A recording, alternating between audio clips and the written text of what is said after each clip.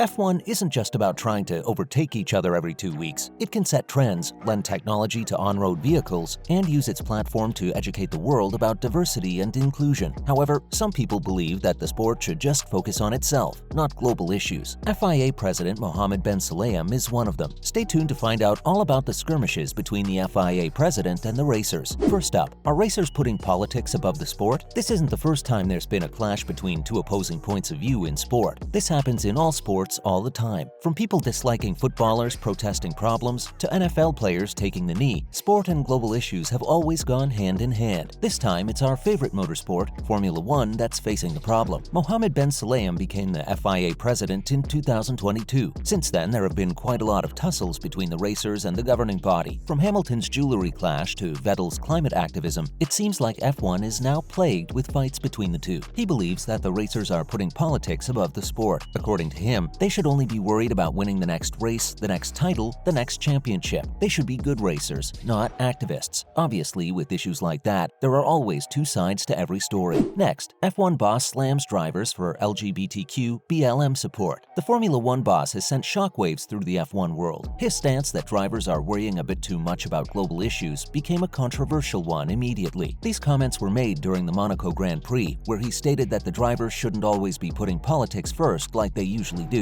In an interview with Grand Prix 24/7, he stated that he doesn't impose his beliefs on others and would want drivers to follow the same suit. He even brought up Niki Lauda and Alain Prost, two of the best F1 drivers from the 70s and 80s. He said that they only cared about driving, and racers now should do the same. In the same interview, he stated that Vettel drives a rainbow bicycle, Lewis is passionate about human rights, and Norris addresses mental health. To me, it's about deciding whether we should impose our beliefs on something over the sport all the time. His quote about Vettel most definitely struck a nerve globally, especially because these comments were made a couple of days before Pride Month started. He brought up his Arabian heritage to defend his comments. He said he's a Muslim, but he doesn't in any way impose his beliefs on other people. Sulayem even talked about his operations in the UAE, which had 16 nationalities, and mentioned how in his operations in the UAE, there were people with 7 religions, and over 34% of the people were women. He said that it was worth noting that he wasn't the only one who wrote the jewelry rule. He was just trying to implement it. And now, are Hamilton and Vettel too problematic? Going on about his rant, Mohammed Sulayem sure mentioned Hamilton and Vettel quite a lot. That's because these two are the most vocal racers out there. Vettel and Hamilton have both always shown their support for global issues, such as BLM and LGBTQ. Vettel was even on the cover of Attitude magazine, Europe's largest LGBTQ magazine, in which he condemned prejudice and called for global inclusivity. Vettel claims his stance is extremely simple, that he does not have the right to dictate to someone else who they should love. Hamilton has been long known for his activism, especially on BLM. He's also always wearing different shirts, teaching the meaning of Black History Month. He's also taken a knee several times. Hamilton talks about these issues to the press as well. Not just the current FIA president, but the ex-owner and CEO of F1, Bernie Ecclestone, also had his beef with the racer. The 91-year-old even claimed Hamilton is being used by the BLM movement. People say that sports and politics shouldn't be mixed, but it seems like it worked quite well for Hamilton. He's won 7 titles, he's popular all over the world, and he's one of the most loved racers out there. Next, F1 boss faces backlash. If you're someone on the internet and you post your opinion, well buddy, we have bad news for you. No matter who you are or what your opinion is, there will be tons of people against you everywhere. The same happened with Mohammed Sulayem. He faced so much backlash on his words that he had to put out a tweet explaining himself. The president of FIA tweeted that as a driver, he always believed that sport can act as a catalyst for progress. He further stated that this is why F1 is always promoting sustainability, inclusion, and diversity. People didn't respond well to this tweet. Someone even commented, "Then act like it," underneath it. A user even pointed out how the FIA needs the racers more than the racers need the FIA. The reason why this became so sensationalized was that all this happened during or close to Pride Month. This is why his words stung. Let's hope both parties can resolve their problems and these skirmishes come to an end. In the meantime, why don't we explore what else has been happening in the world of F1? Now, in other news, FIA's infamous anti-jewelry stance. The Monaco Grand Prix was all set to be a showdown between Lewis Hamilton and the FIA. Their new hardline stance on banning jewelry while racing has caused problems between F1's governing authority and the 7-time world champion. But then, right before Monaco, they backed down and delayed their blanket ban on jewelry till the 30th of June. The FIA president of the Medical Commission continued to discuss this ban with the racers. Several racers had an issue with this blanket ban, including Pierre Gasly and Kevin Magnussen, but the racer with the highest profile among them was the British racer Lewis Hamilton. He was also granted a 2-week temporary extension from the ban because they've been trying to make less noise about all of this in the media. So the enforcement of their new ban will start on 30th June, the week of the British Grand Prix. And viewers, we don't need to tell you how important it is for Hamilton to win at Silverstone. So maybe this time, Hamilton won't spend a lot of energy contesting the ban. Restriction on jewelry has been a part of the sport for quite a while now, but the FIA has been incredibly lenient when it comes to enforcing it. Several known drivers wear wedding rings, religious symbols, and piercings during races, but this time around, a change in race director is causing the problems. The new director wants to see the sport adopt a stricter interpretation of the rules, and this has also trickled down into Formula E. Next, we have activist Sebastian Vettel. What would you do if you were in Miami? Would you party your heart out? Party like Pitbull does in his Miami-themed music videos? Or would you be so concerned about the looming threat that's climate change that that's all you'll think about? Well, viewer, if you think climate change is all that you'll be thinking about, then you're no different than Sebastian Vettel. He wore a t-shirt at the race's opening party bearing an illustration of a race car driver breathing underwater with a snorkel. The t-shirt had Miami 2060, first Grand Prix underwater, with Act Now or Swim Later underneath it. Miami, along with Mumbai, Shanghai, NYC, and Jakarta, is considered by some to be one of the fastest sinking cities in the world and could be underwater by 2050. It's worth noticing that Vettel was the only racer to wear something other than his team's uniform. What Vettel did may seem like a bold choice to some, but when you factor in the increasingly worrisome future of Miami, it seems quite appropriate. Here's something noteworthy. This isn't the first time Vettel has shown a display of activism off the track. In 2021, Vettel stayed behind after the British Grand Prix to clean up the mess made by the fans in the seating area of the Silverstone track. In an interview a few days later, he mentioned that climate change makes him question his career as an F1 driver. Entire teams have to pack up all their things, including their vehicles, and ship them to a different country every 2 weeks. To do this, they use a plethora of shipping methods, including trucks, planes, and ships. All this makes Vettel consider retiring from F1. And finally, an F1 movie? Are you hungry for more F1 content? Well, don't worry. Apple TV has you covered. Apple TV is producing an F1 movie with Brad Pitt as the main actor. But that's not the best part. The best part is that Lewis Hamilton will be co-producing the movie. He'll be using his knowledge of the real F1 world to lend the movie some authenticity. This film will be directed by Top Gun Maverick director Joseph Kosinski, so you know it's going to be a good one. The script of the film will be written by Aaron Kruger, who also worked on Top Gun. The movie is based on an aging driver played by Brad Pitt. He comes out of retirement for one last shot at Formula One glory. His character is also tasked with mentoring a young teammate of his, guiding him through the hurdles of the demanding cutthroat sport. Well, that's all we have for you guys today. Don't forget to like and subscribe if you enjoyed this video. See you guys next time. Bye!